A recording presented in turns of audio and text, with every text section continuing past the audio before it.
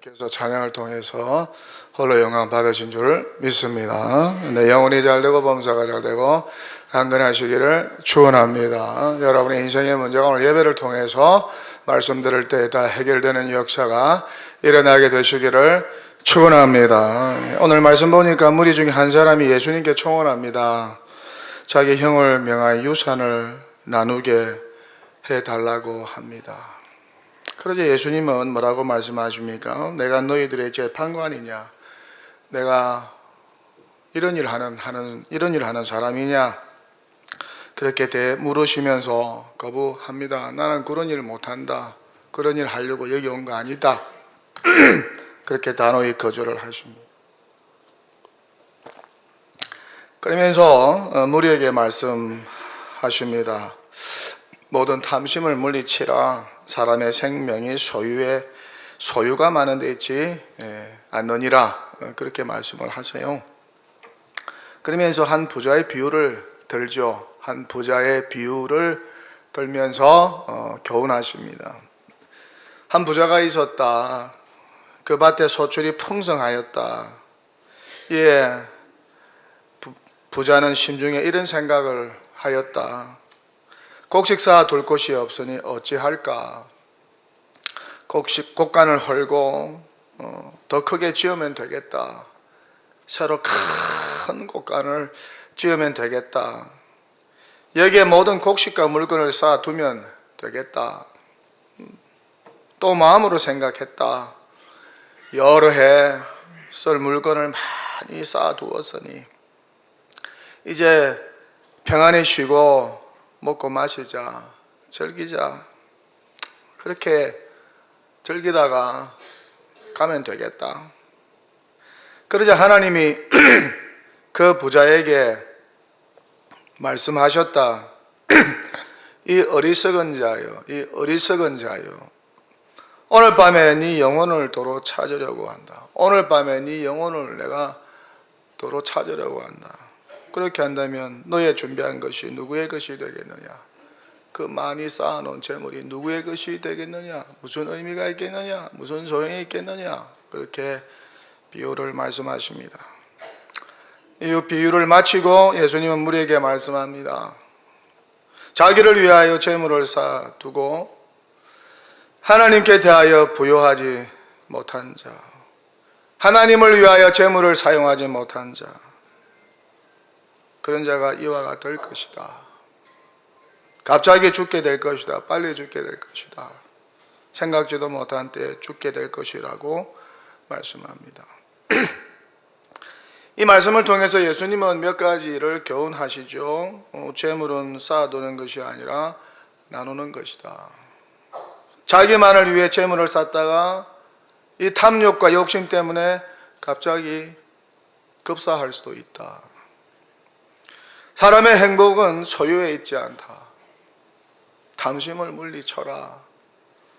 하나님을 위해 물질을 사용한다는 것은 나누어 주는 것이다. 재물은 어떻습니까? 쌓아두는 것이 아니고 나누어 주는 것이죠. 나누어 주는 것입니다.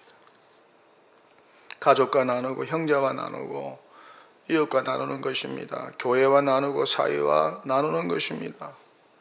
불쌍한 사람, 가난한 사람, 재물이 꼭 필요한 사람과 나누는 것이죠. 예수님에게 와서 자기 형에게 명하여 유산을 나눠주게 해달라고 요청하는 이 사람의 형은 어떻습니까? 욕심쟁이요, 탐심으로 가득한 자입니다. 동생에게 나눠주어야 할 유산을 자기가 독식해버린 것이죠. 자기 것도 아닌데.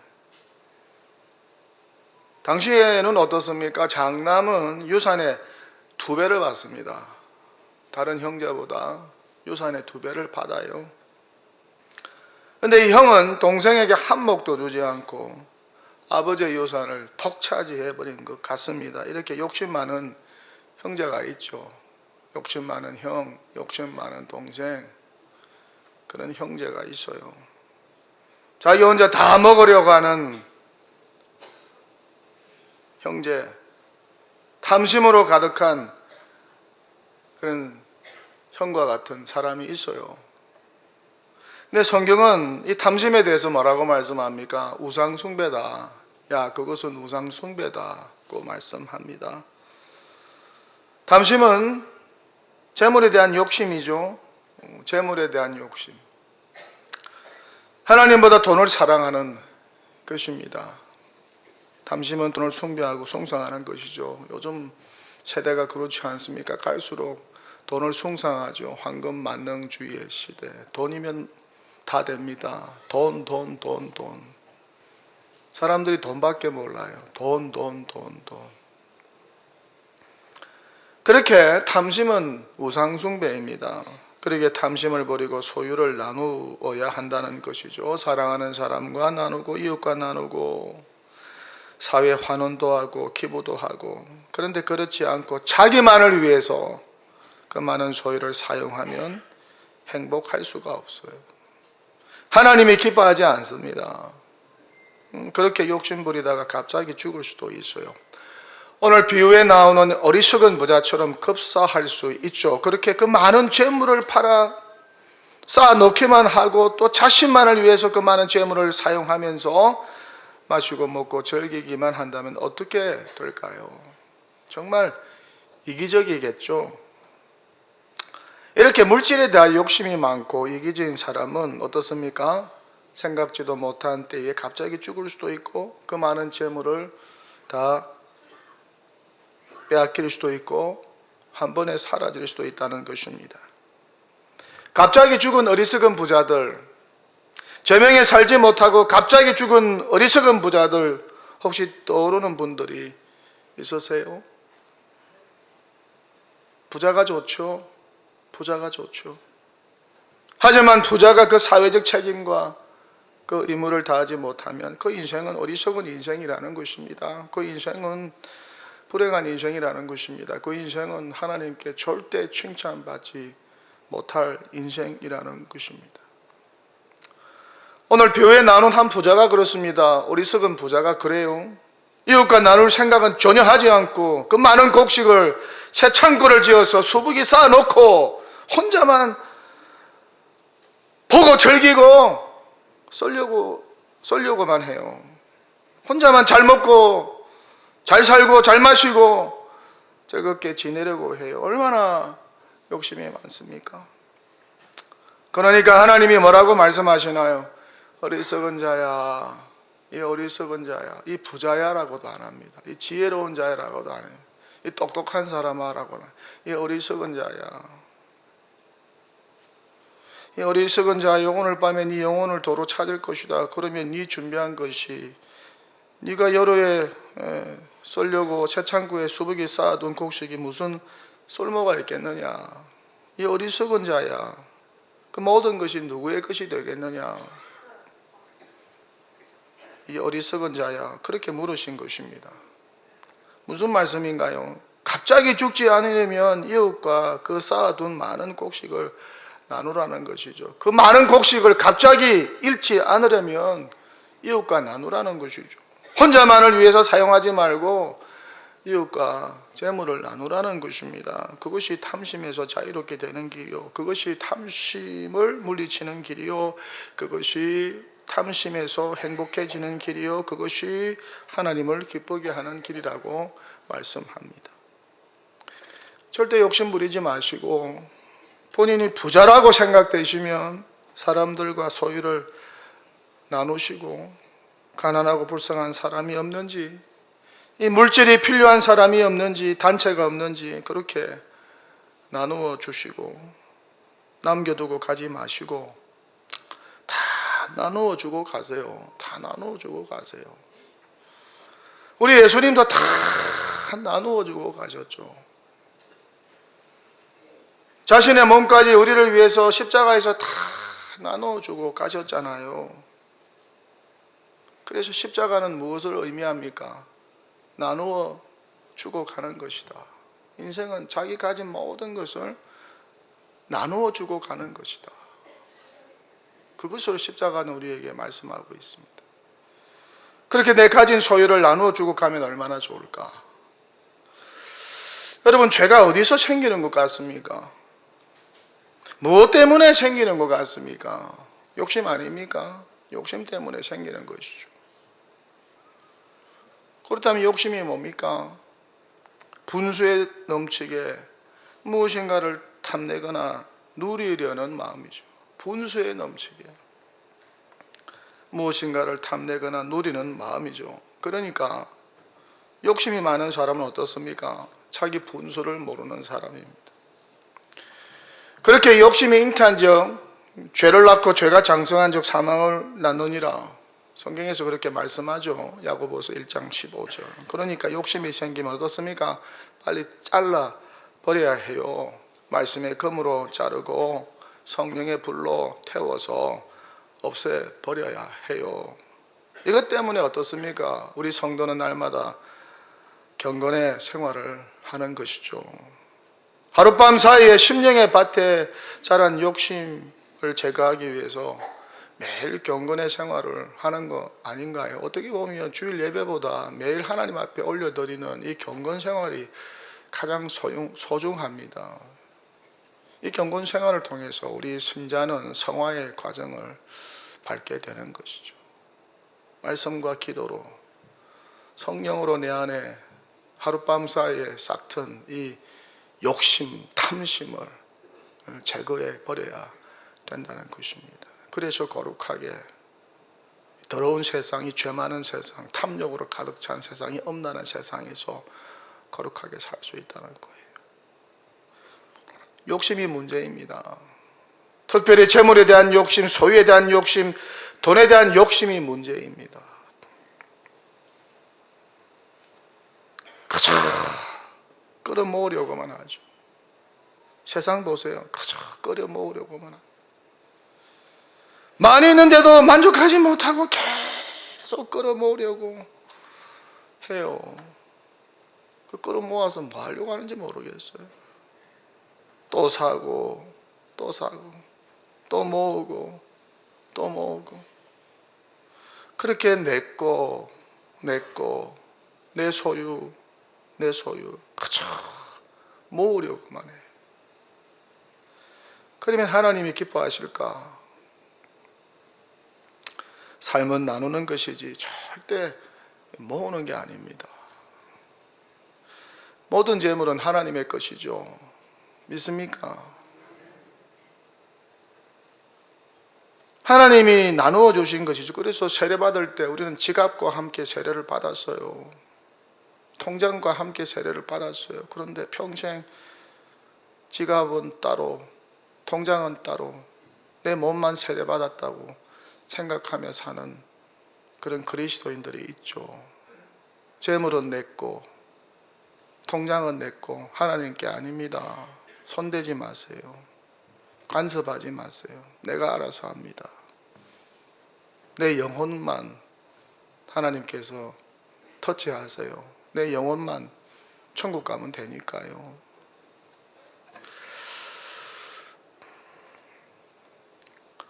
재물을 가지고 이웃과 나누어야 합니다. 구제하고 선교하고 교육하고 선한 사업에 사용해야죠. 그것이 정말 제대로 된 부자 청지기가 아닐까. 이런 점에서 종교개혁가 칼빈은 이런 말을 합니다. 하나님이 이 땅에 가난한 자를 둔 것은 부자로 하여금 그들을 돕기 위해서다. 하나님이 부자에게 돈을 많이 준 것은, 그 사람을 부자시켜 준 것은 하나님 대신 가난한 자를 도우라고 부자가 되게 하셨다는 말입니다. 종교개혁가 존 칼빈은 더 나아가서 약자를 배려하라고 합니다. 재물로 약자를 돕고 섬기고 배려하라. 가난한 사람에 대하여는 절대 고리대금을 하지 말라고 합니다. 가난한 사람 대상으로 이잣놀이 하지 마라. 이잣놀이 해서 가난한 사람을 고통 속에 빠뜨리지 말라고 합니다. 매점 매석하지 마라. 폭리 취하지 마라. 독점하지 마라. 이런 사람들은 살인자와 같다고 경고합니다. 사유재산과 부는 공공선과 공익을 위해 쏘여준다고 합니다. 그러면서 그는 또 이렇게 말합니다. 가난한 사람들은 하나님께서 부자의 믿음을 시험하기 위해 보낸 하나님의 대리자들이다. 일자리나 임금을 가로채는 것은 하나님의 은혜를 빼앗는 것이다. 그렇게 경고하고 있습니다. 이것이 부자의 사회적 책임과 의무라는 것이죠. 그래서 부자는 어떻습니까? 가난한 자를 늘 도와야 해요. 가난한 자에 대하여 관심을 가져야 해요. 하나님의 대리자로 부자가 되었으니까 그들에게 나눠주고 선한 사업에 사용해야 해요. 이것이 하나님이 기뻐하는 일이라는 것이죠. 모두 이런 부자가 되면 얼마나 좋을까? 이런 거부가 되면 얼마나 좋을까? 그렇게 착한 부자, 선한 부자가 되어서 많은 사람을 돕고 그들의 삶을 윤택하게 하고 부유하게 만드는 그런 선한 청지기와 같은 부자가 우리 교회를 통해서 많이 배출되면 얼마나 좋을까? 이삭과 같은 착한 부자가 많이 배출되면 얼마나 좋을까? 바르실레와 같은 믿음 좋고 선하고 착한 거부가 우리 교회를 통해서 우리 자녀들 가운데 우리 가정을 통해서 많이 배출되면 얼마나 좋을까? 대신에 마온의 어리석은 부자 나발과 같은 사람이 되어서는 안 될 것입니다. 여러분, 나발이 누군지 아시죠? 나발. 마온의 부자 나발, 그는 참 어리석은 부자였어요. 오늘 비유 속에 나오는 어리석은 부자와 똑같습니다. 욕심 부리다가 제명에 살지 못하고 죽어요. 다윗이 한 번은 자기 일행과 사울 왕의 눈을 피해서 도망 다닐 때였습니다. 갈멜로 와서 숨어 지낼 때였습니다. 그런데 마침 옆에 나발의 하인들이 양을 치고 있어요. 수천 마리의 양을 치고 있어요.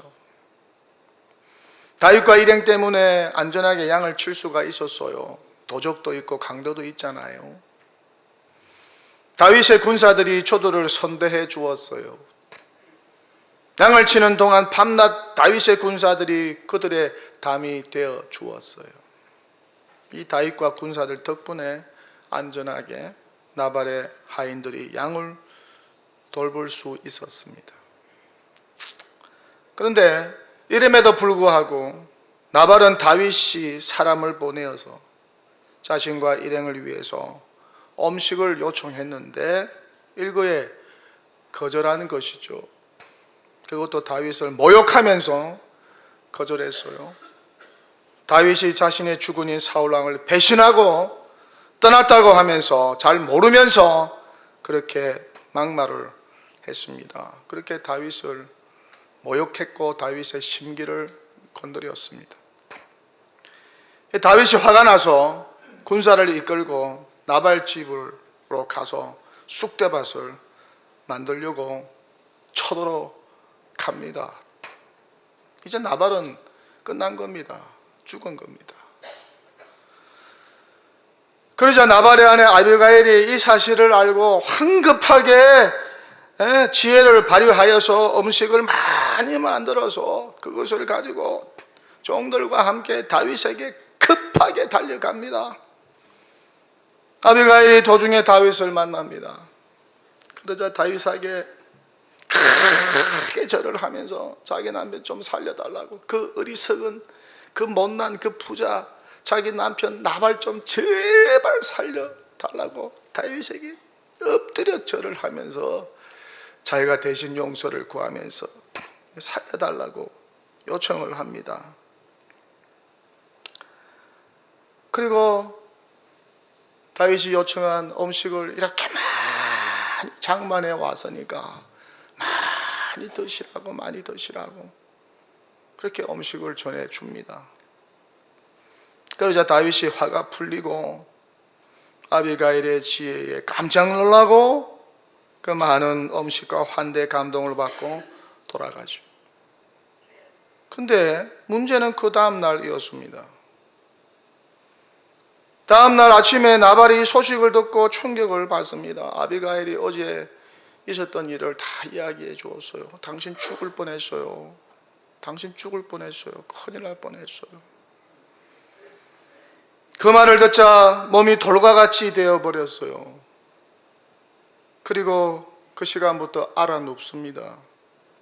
그리고 한 열흘 후에 죽어요. 여호와께서 그의 생명을 앗아간 것이죠. 사무엘상 25장 38절입니다. 한 열흘 후에 여호와께서 나발을 치심에 그가 죽으니라. 참 어리석은 부자죠. 정말 어리석은 부자. 자기가 제명을 재촉한 것이죠. 그렇게 부자였는데 양이 3,000마리, 염소 1,000마리, 마흔 지역에 거보였어요. 이렇게 가축이 많은데 게다가 아내까지 지혜로운데 하인들도 많은데 다윗이 부탁한 대로 몇 마리만 잡아서 주었으면 얼마나 좋았을까. 정말 고마웠다고. 내가 들었는데 우리 양들을 당신의 군사들이 지켜주었다고. 너무 감사하다고. 그렇게 음식을 제공해 주었으면 얼마나 좋아요. 당시에는 다윗이 쫓기는 신세였지만 나중에 어떻게 되었습니까? 이스라엘의 통일왕이 되었죠. 만약 그랬다면 다윗이 나발의 은혜를 잊었을까? 절대 잊지 못하죠. 1000배만 배로 나발에게 그 은혜를 갚았을 거예요. 이런 나발과 같은 어리석은 부자는 되지 말아야 하겠죠. 이왕 부자가 되려면 지혜로운 부자가 되어야 해요. 잘 나누어 주고 도와주는 부자, 사람들에게 인심을 얻는 부자. 그거 다 자기 돈이 아니잖아요. 하나님의 돈이죠. 자기 돈이 어디 있어요? 다 하나님의 돈이지. 하나님의 돈을 청지기처럼 잠시 자기가 맡고 있는 것뿐입니다. 그러니 자기만을 위해서 사용하지 말고 이웃을 위해서, 불쌍하고 가난한 사람들을 위해서, 구제와 선교와 교육을 위해서, 이 선한 사업을 위해서 사용해야 되지 않겠어요? 성경에 보면 이 어리석은 부자 나발과 정반대가 되는 착한 부자가 나옵니다. 욕심 없는 부자. 누군지 아세요? 성경을 좀 알면 여러분 아실 거예요. 바르실레. 그는 마하나임의 큰 부자였어요. 이 부자 바르실레가 다윗을 도왔죠. 다윗이 압살롬 왕자의 반란으로, 압살롬은 그의 아들 아닙니까? 그 아들의 반란으로 궁에서 쫓겨났어요. 그래서 일행과 함께 마이남으로 황급히 피난을 떠났습니다.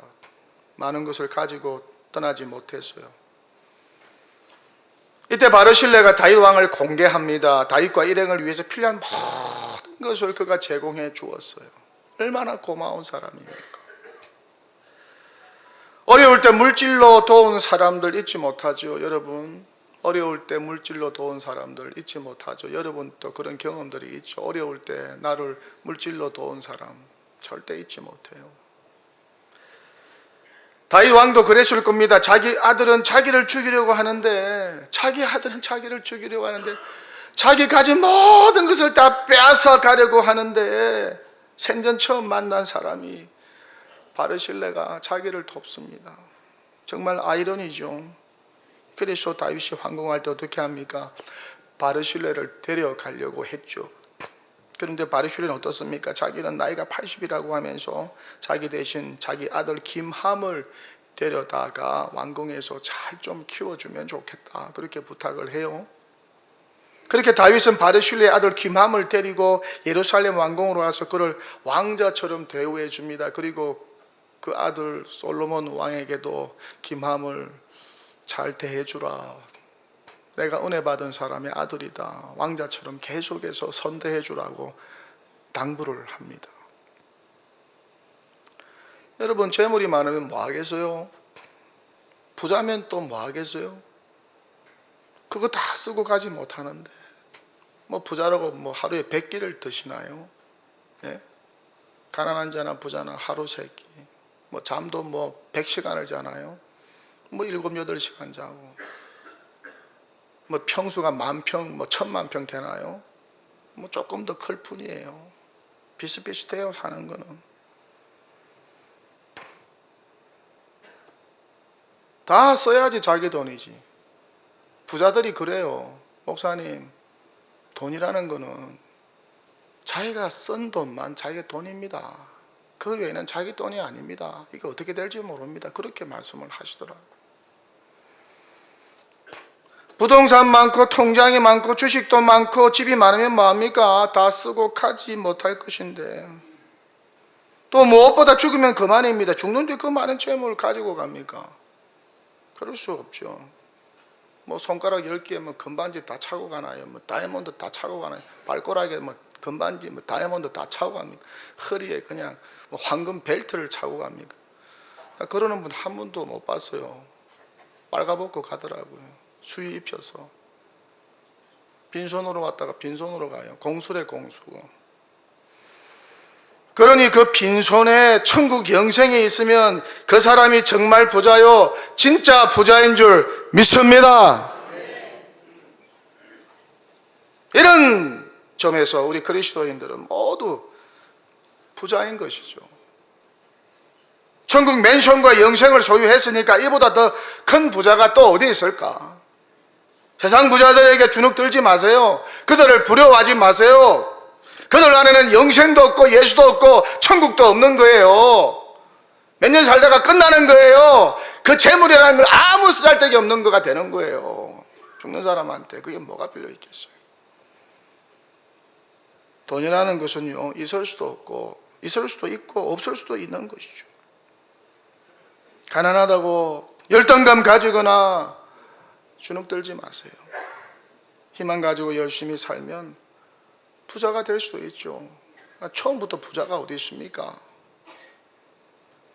모르죠. 부자인데 부족함이 없는데, 그럼에도 불구하고 자기는 부족하다고, 나는 가난하다고, 나는 뭐가 없다고, 이것도 없다고 그렇게 날마다 짜증내고 원망하며 만족하지 못하고 사는 분들도 있어요. 정말 답답해요.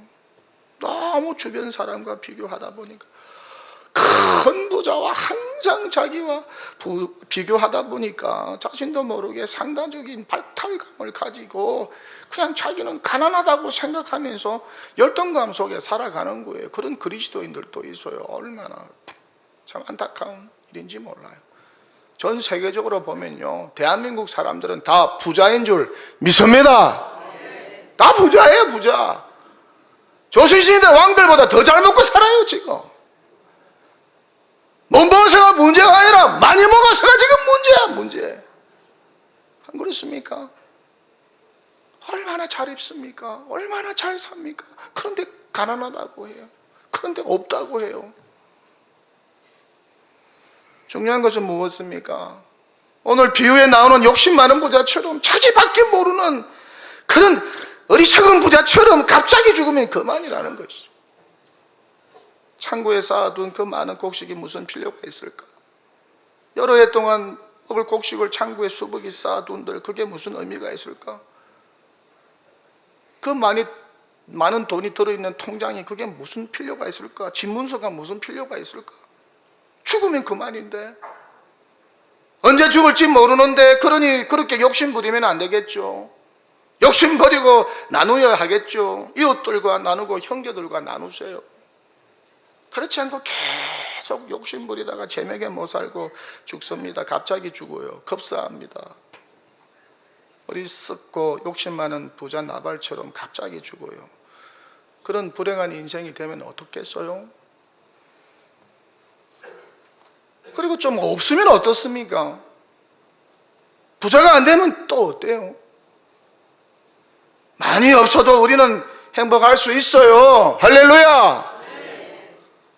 세상에는 부자가 안 되어도 행복할 방법이 정말 많습니다. 부자라고 다 행복한 것이 아닙니다. 어느 권사님이 와서, 목사님 나 잠이 안 와 죽겠어요. 불면증에 걸려서 나 죽겠어. 어떻게 대화를 해보니까 이분이 돈이 많아. 왜 잠이 안 와요? 내가 통장에 돈이 많은데 이 돈을 갖다가 뺏길까 봐 걱정이 돼가지고 잠이 안 와. 어떻게 하면 좋아요? 뭘 어떻게 해요? 답이 나왔는데 그거 다 나누어 주세요. 필요한 사람들 자네들에게 나누고, 교회도 나누고, 뭐 사회자가 필요한 사람 다 나누지. 그렇게 많은 돈 그거 어떻게 다 가져갈 거예요? 그래. 알았어요. 아직도 안 나눠주고 잠 못 자고 있어. 에? 그게 뭔 일입니까 그게? 돈이 다 좋은 게 아니에요. 여러분 부자라고 다 좋은 게, 부자들은 얼마나 걱정이 많은지 몰라요 여러분. 없으면 차라리 편해요. 할렐루야. 야 가지고 가. 문 열어놓고 가. 가져갈 게 없어요. 할렐루야. 뭐 가져갈 게 없어. 뭐 예수님이 뭐 왕궁으로 오셨어요. 예수님이 뭐 황금마차 타고 다녔어요. 예수님이 장례식 때 막 대단하게 무슨 장례식을 치르셨어요. 예수님의 삶을 여러분 잘 살펴보세요. 어떻게 살아야 할지 답이 나와요. 답이 나와요. 뭐가 중요합니까? 관계가 중요해요. 관계가 좋으면 얼마나 행복한지 몰라요. 여러분 관계가 좋으면요 얼마나 행복한, 하나님과 나와의 관계가 좋으면 행복해져요. 사람과 사람과의 관계가 좋으면 행복해져요. 형제 우애하면 행복해져요. 네? 그래서 15절에서 이렇게 말씀하지 않습니까? 그들에게 이르실 때 삼가 모든 탐심을 물리치라. 사람의 생명이, 사람의 행복이 그 소유에 넉넉한 데 있지 아니하니라 하시고, 아니 그 형이 동생에게 유산을 나누어 주었다면 얼마나 좋았을까요? 평생 사이좋게 지냈겠죠. 장례식에도 왔겠죠. 근데 유산을 안 나눠 주었어요. 장례식에 왔을까요? 안 왔을까요? 조카들도 안 왔을 거예요. 밉다고, 못됐다고, 욕심쟁이라고, 자기밖에 모른다고. 여러분 관계입니다. 관계가 제일 중요해요. 관계보다 중요한 게 없어요. 관계는 돈보다 중요합니다. 형제의 우애 얼마나 좋습니까? 형제의 우애가 얼마나 좋습니까? 그런데 좀 손해를 보더라도 어떻습니까? 관계를 파괴시키지 마시고 좀 손해를 보더라도 좋은 관계를 계속해서 유지시키는 것이 좋고 지혜롭고 현명한 삶의 방편입니다. 언제 죽을지 모르는 것이 인생입니다. 제가 60줄에 들어가게 되니까 죽음에 대해서 생각을 많이 하게 돼요. 왜요? 성경은 인생이 70이라고 정의하니까. 건강하지 못한 사람들은요 70대면 끝나요. 제가 지금 해롱해롱 하잖아요. 예? 여기저기 아픈 데도 많아요. 비실비실해요. 야 70에 끝날 수도 있겠구나. 한 10년 남았구나. 야 그래 생각하니까 죽는구나, 끝이 나는구나. 그러면서 또 그런 생각이 들어요. 야 남은 10년 더 보람있게 살자, 가치 있게 살자, 후회 없이 살자. 그런 생각이 들어요. 특별하게 남은 인생 매일 즐겁고 기쁘게 살자, 이런 생각이 듭니다. 그래서 요즘에 제가 잘 묵상하는 말씀이 있어요. 시편 90편 14절 같이 한번 읽어보실래요? 아침에 주의 인자하심이 우리를 만족하게 하사 우리를 일생 동안 즐겁고 기쁘게 하사. 날마다 이 말씀을 묵상합니다. 아침에 주의 인자하심이 옥광승 목사를 만족하게 하사 옥광승 목사를 일생 동안 즐겁고 기쁘게 하소서. 그렇게 기도해요. 기분이 나쁘고 별로 안 좋은 일이 생기고 우울한 일이 생기고 몸도 여기저기 아프고 뭐 일들이 잘 안 돌아갈 때는 시편 90편 14절을 암송하는 거예요. 아침에 주의 인자하심이 우리를 만족하게 하사 우리를 일생 동안 즐겁고 기쁘게 하소서.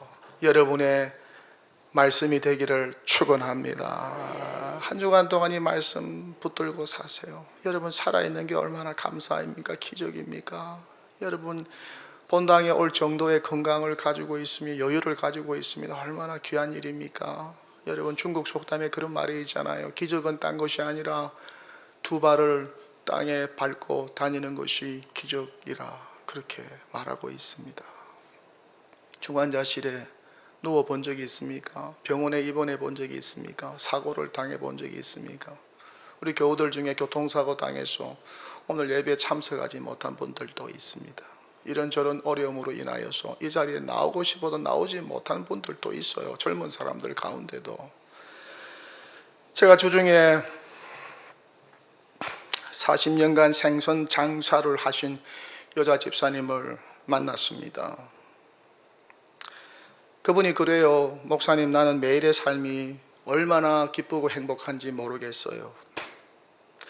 가서 보니까 하루 종일 서서 일을 하시는데 그 얼굴에 기쁨이 있어요. 감사가 있어요. 노래하고 찬양만 하면 그렇게 기쁘다고 하세요.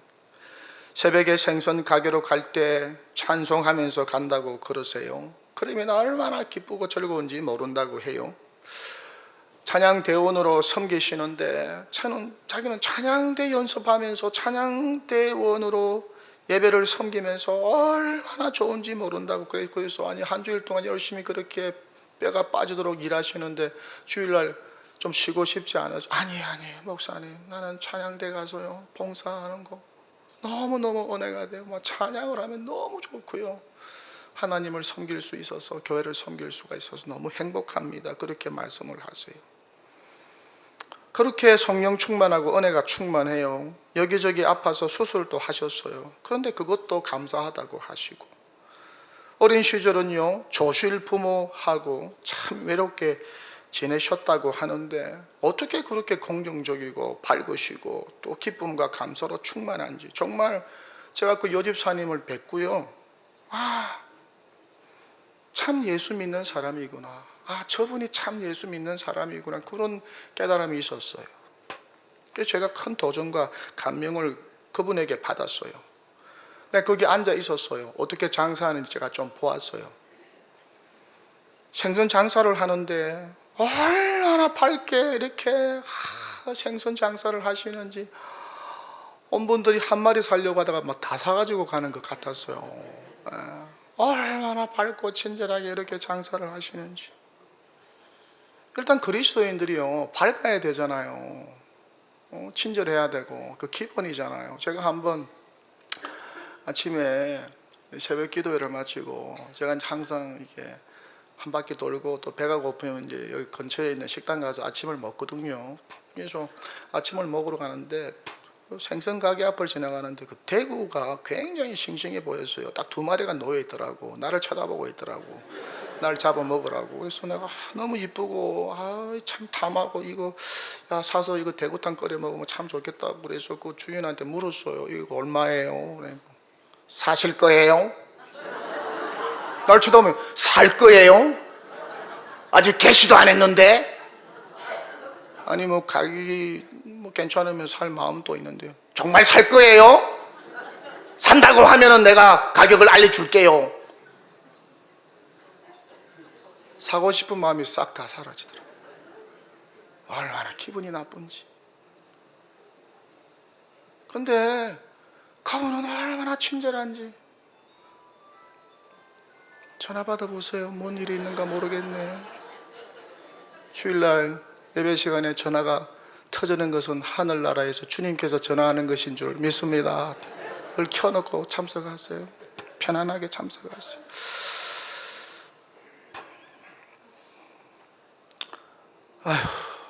뭐 무슨 말을 어떻게 될지도 모르죠. 2부 설교 동영상 참고하세요. 설교를 마칩니다. 언제 죽을지 모르는 것이 인생입니다.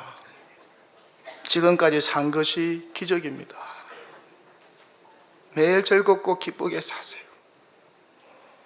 감사하면서 사시고 욕심 부리지 마시고 나누어 주기를 기뻐하시고 하루 세끼 감사하시고. 나는 하루 세끼 먹는 게 얼마나 감사한지 몰라요.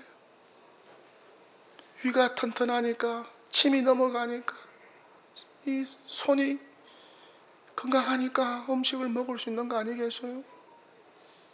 좋은 관계를 유지하시고 돈보다 관계를 소중히 여기시고 늘 형제 우애하시고 무엇보다 죽으면 그만인 인생.